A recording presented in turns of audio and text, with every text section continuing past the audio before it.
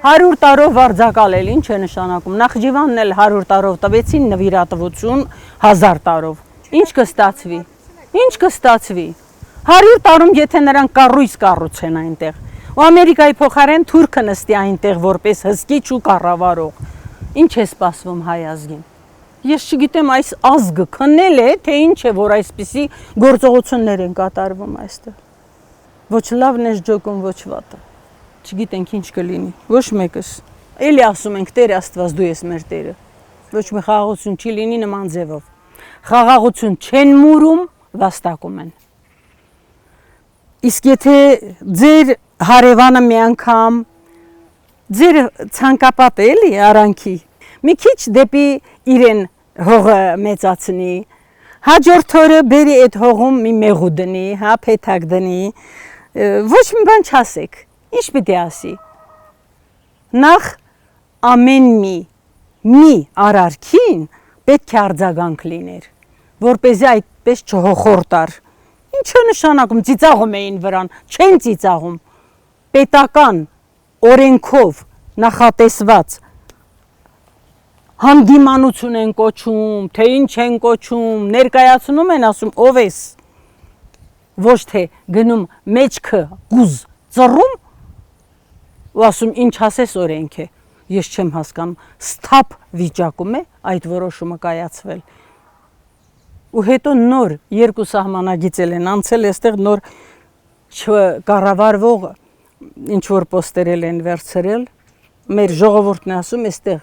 մեկը այստեղ, մեկ։ Պատերազմից հետո, հա, այս դեպքերից հետո, որ արդեն եկել են սարերին նստել, երկուսն էլ են վերցրել, ավելի մոտեցել գյուղին, ավելի հարմար տեղ են ընտրել։ Չեմ հասկանում, երբ պիտի այսքանը դադարի, մինչև երբ պիտի մենք սպասենք, որ թուրքը գա, մեր տանը ասի դուրս եք, ես եմ նստում։ Մեր տունն է, մեր հողն է։ Եկել է ասել հաշտ խաղաղ զինվորներ դուրս եկեք։ Սա մերն է։ Ինչ են բերել։ Քարտեզ։ Քարտեզով սա մերն է, դուրս եկեք։ Բայց որ պետական այրը եկավ չափի սահմանը գծի,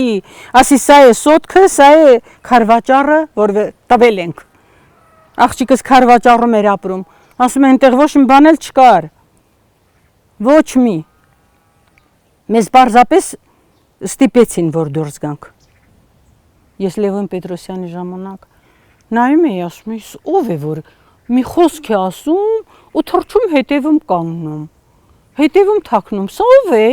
հետո իմացա անուն ազգանունը ու ինչ ասեմ, անկայուն մտքերի ու պահվածքի ուղղակի տեսակից ես զարմացա։ Իսկ հետո երբ հենց ինքը ղեկավարեց, թող հեղափոխություն լիներ, բայց լիներ արժանավոր ղեկավար։ Ես հեղափոխությանը, բայց դա հեղափոխություն էլ չէր, հեղաշրջում էր։ Ոնց կարող է ծնկիդ դրած հրաման ստորագրես։ Հասարակության մեջ առաջին պահից հենց չէ, ես չեմ ընտրել։ Եվ ընդհանրապես մենք։ Ես չեմ կարող անուն ասել։ Առաջին հերթին հայրենասեր։ Երկրորդը նվիրյալ, ինքնազոհ, այսպես եմ ասում ես։ Ղեկավարը, նոր ղեկավարը ինքնազոհ պիտի լինի, թե չէ ուրիշը չի կարող այստեղ ղեկավարել։ Չի լինի։ Նախ պիտի մտածի, որ ինքը նվիրումով պիտի աշխատի, ազնիվ ու արդար, որպեսզի հավատ ստեղծի։ Մեր ժողովուրդը հավատն է կորցրել, այս դրա համար էլ էսպես ենք։ Հավատ ստեղծի իր անձի առաջին հերթին, մենք անձերով ենք ղեկավարվում։ Անձի, հետո իր կառավարման ձևի, դրա համար նպատակի, ծրագրի շուրջ հավատ ստեղծի, հետո աշխատի։ Անծրագիր նույնիսկ տունը չկառավարվում։ Դեռ Լևոն Լամբարյանի մասին է ինչ է ասում, իր տունը կառավարել չգիտի, կոլտնտեսությունը ոնց է կառավարելու, հիմա որ մարդ իր տունը կառավարել չիմանա, կարող է պետություն կառավարել։ Բարին ընձես եւ մեր ազգին հավատանք, որ ամեն ինչ լավ կլինի, հուսանք։ Մենակ Աստծուն դիմենք։